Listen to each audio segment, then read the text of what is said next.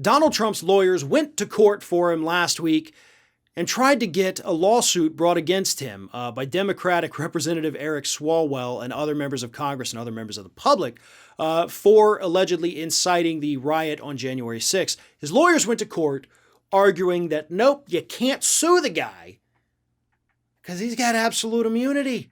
Because that's what Donald Trump wanted them to go to court and say. Like, tell them, hey, you just can't do this. You can't sue me. I was president. You can't sue me. Here's what the lawyer said in court. He said, the president's absolute immunity forecloses the jurisdiction of this court.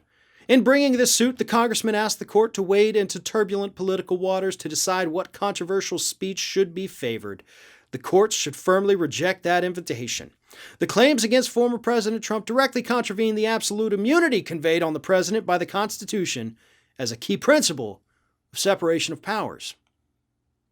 Now, that's interesting that this lawyer, who I'm assuming as a lawyer went to law school, should know what's in the Constitution. There's nothing in the Constitution that says the president of the United States, before, during, or after his tenure, has absolute immunity.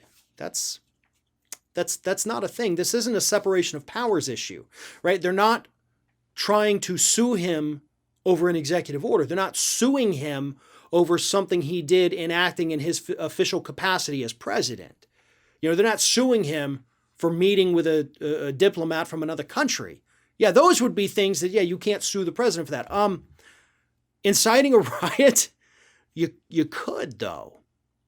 And in fact, since he is no longer president anymore, even if he had absolute immunity, which again doesn't exist, but let's pretend for a minute that this idiot lawyer knows what he's talking about. Let's assume he did have absolute immunity while he was president.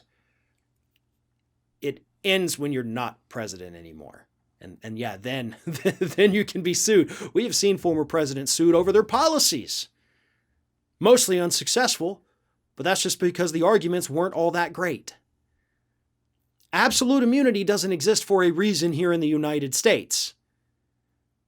When this country was founded, it's because we left a group where the guy in charge had absolute immunity. We didn't want that here. We didn't want a king here in the United States that was 100% above the law. Good God, how did this man pass law school? I sincerely want answers to how this lawyer who went in front of a judge and made this idiotic argument, I want to see their transcripts. I want to see the results of their bar exams because this is idiotic.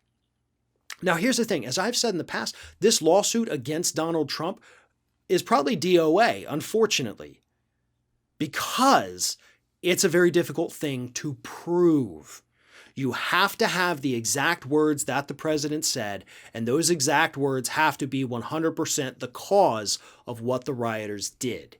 If you cannot prove that that's what happened, you lose the case.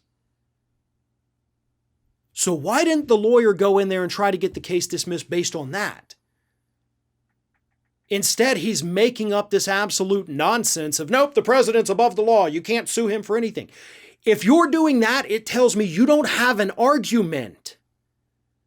So maybe this case has a better chance of being successful than I had originally thought.